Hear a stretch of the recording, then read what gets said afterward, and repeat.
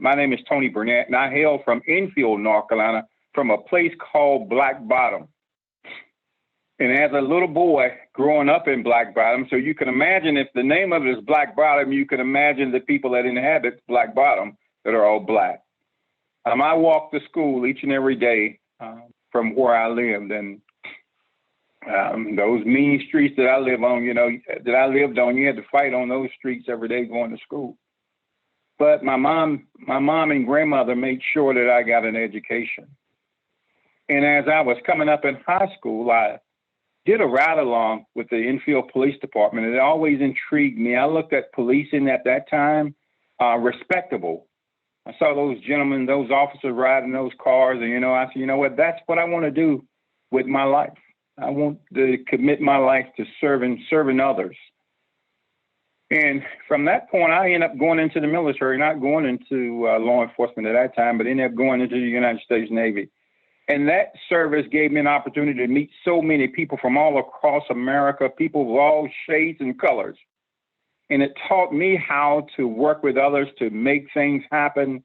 The camaraderie, the friendship, the relationships built for so many years. And I'm still friends with those men and women to this day. And they serve this country well. And I was exiting the military. I thought back to policing, and I called the chief there in my hometown in Enfield, and he said, Tony, we'd love to have you. When you get out, we're going to send you to the academy. So that's what I did. In 1984, February, I exited the Navy, and I went straight into the law enforcement academy at Halifax. And I graduated, and I went to work in my hometown. And I was recruited by the Northampton County Sheriff Office at that point. And I've been in law enforcement ever since. I'm still a part-time officer now. My wife is a law enforcement officer with 30 years of service, over 30 years right now. And my son is the police chief in one of the neighboring towns from where we live at. So a household full of police officers in my house. And my baby boy said he didn't want to be a cop. So he said, I don't want that. So he's doing his thing. And my daughter's one school teacher and the other one is in telecommunication. So I learned so much over the years in law enforcement, and I can absolutely sit here and tell you now there's no greater conflict within me that I watched this George Floyd case, and I'm following that case now along with every other American in this country. And I say that when that officer put his knee on George Floyd's neck, that he put his knee on every black man in America's neck in this country. And people rallied all across this nation about police reform. And I'm a police officer, and I can absolutely sit here and tell you that, yes, we need police reform. Yes, I'm a lifetime law enforcement officer, but at the same time, when I pull that uniform off, I'm a black man. And if a blue light gets behind me, guess what? My heart still skips a beat if a blue light gets behind me. And if that blue light pulls me over, guess where my hand goes? My hand goes out the window. That's a problem. That's a problem. We have a fundamental problem in this nation around policing. And I've seen it each and every day. And you think about what's going on in America, you would think that some of the men and women that see this happening, that they would say, you know what? That can't be me. But it continues to happen day in and day out. Now, I wasn't trained to put my knee on somebody's neck. I wasn't trained to arrest a 6-year-old. Negative. Never had to shoot anybody. Never. My number one weapon has always been my wits and being able to talk to people and being able to de-escalate the situation and to be able to build those relationships on the street. And Kerwin hit it on the head where he said that officers are now in America, that a lot of the calls that officers go on is dealing with mental health issues. And not one officer has been trained to deal with mental health. So I put that on my list of recommendations, that in every in-service training and at every law enforcement academy, Those officers should be going through some type of mental health training on how to deal with mental health issues, because mental health is on a rise here in America now in this day and time. We have suicide at an all-time high rate in this country like it's never been before. We have a lot of good officers out here, y'all. No one hates a bad officer no more than a good officer. You got people who have put their life on the line to serve and protect. But I submit to you that we can do better, that we must do better. You have a lot of those lobbyists, those police unions, that really makes it hard to change the laws in this country. But I submit to you all that's on this call tonight that if we can band together around social issues, if we can band together around environmental issues, that we can band together around criminal health, criminal justice issues. And this one fight that we must not give up. This is one fight that we must see through, all of us as a collected people working together, and we must not stop. We must not stop. We must continue to work. I've seen this criminal justice system chew up people and spit them out. Young black men, once they get in the system, it's so hard to get out because it's like a revolving door. I want to share this conversation I had with a young black man. I was in the projects, we call them here in my neck of the woods, and we was doing a voter registration drive. And it was a young man on the porch. He had his baby in his lap. And I went to him. It was several of us from the NAACP, and we asked him about registering to vote. And he said, well, sir, I just got out of jail. He said, I got out of jail from selling dope. He said, I don't have any job prospects. Everybody I go to try to hire me don't want to give me a job because I got a criminal record. So what do you expect me to do? I can't vote. You can't get me registered.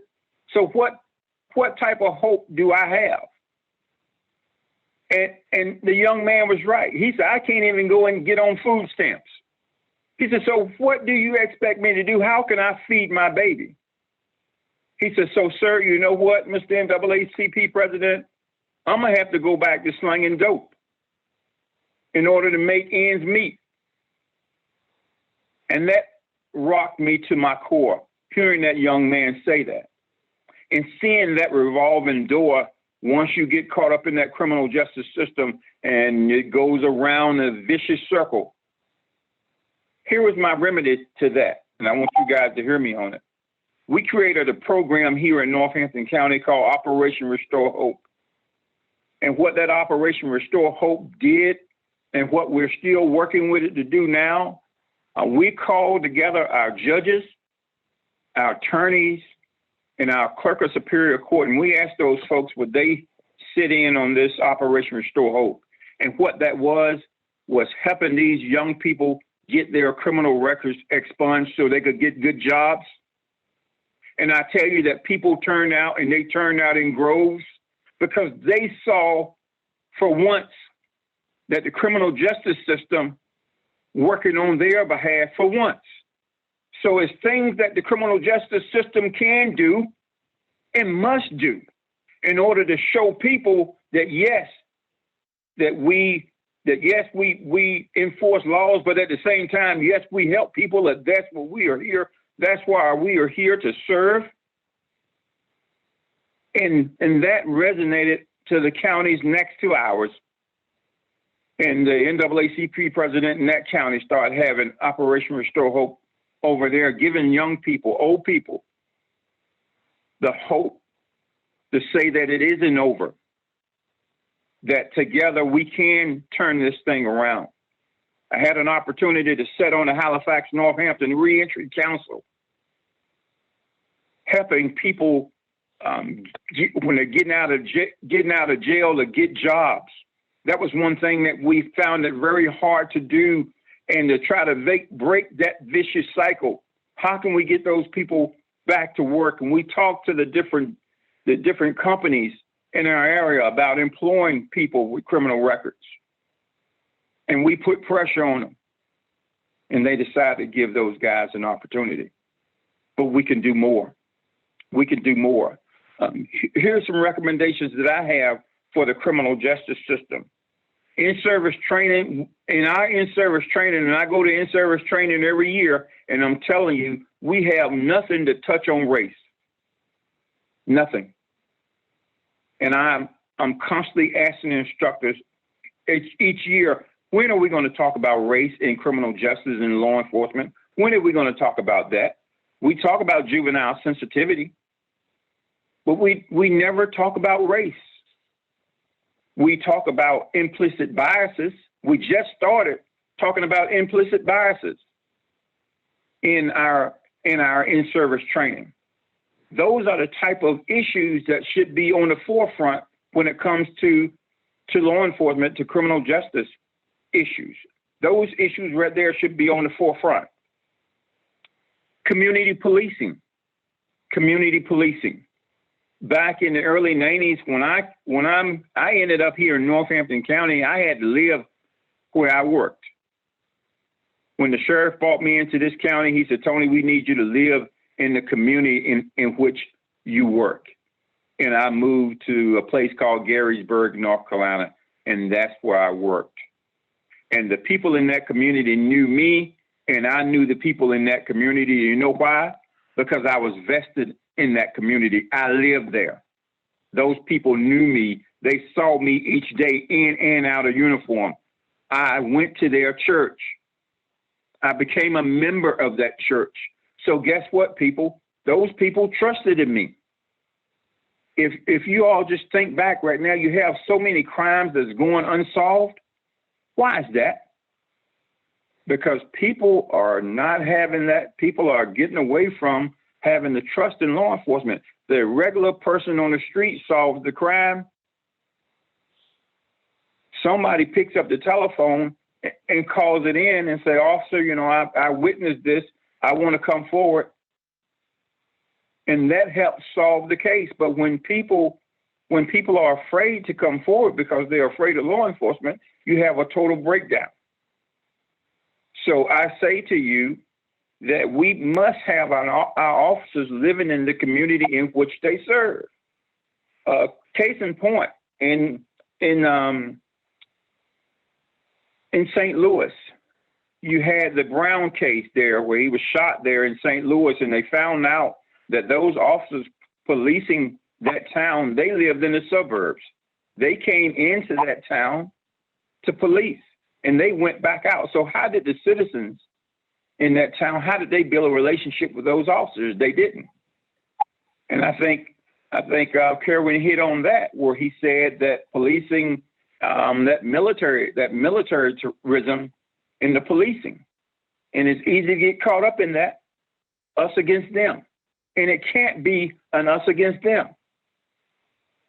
It must be that our community. It must be building relationships in our communities. It must be. It must be. It must be about service.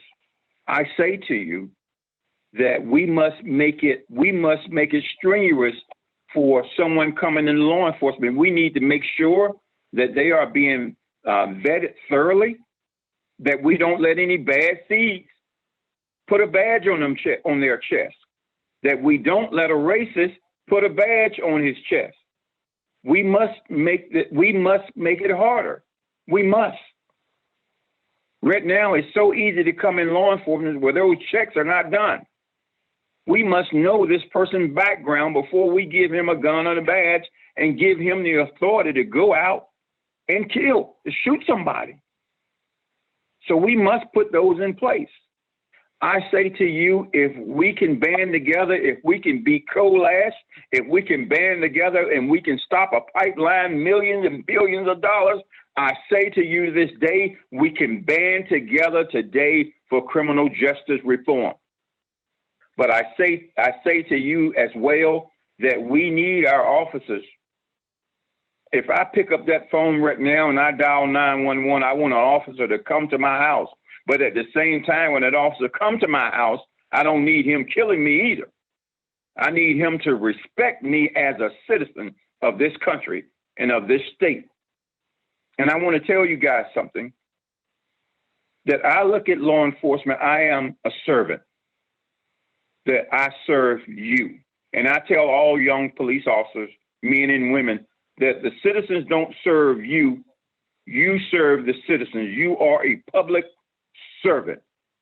You swore an oath to uphold the laws of this great state of North Carolina and to its citizens, that you swore that oath and that you owe the citizens that. They do not serve you. The first word out of your mouth should be sir, and the last word out of your mouth should be sir, ma'am. It's just that simple. It don't get any simplified than that. And I feel that a lot of officers has gotten away from that, that they feel that they are above the citizens, and it can't be that way. It cannot be that way. I've been stopped as a police officer. The officer didn't know I was a police officer and didn't tell me why he stopped me. Told me I looked suspicious. And I had a problem with that, but I didn't battle with him on the side of the road. No, because you don't win on the side of the road. I battled with him in front of his chief.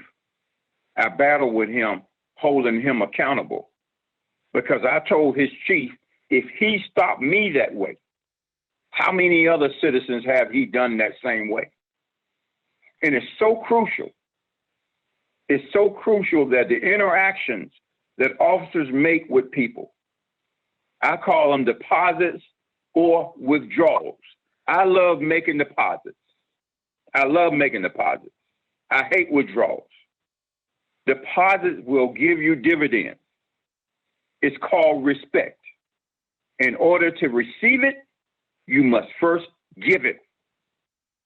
So these different,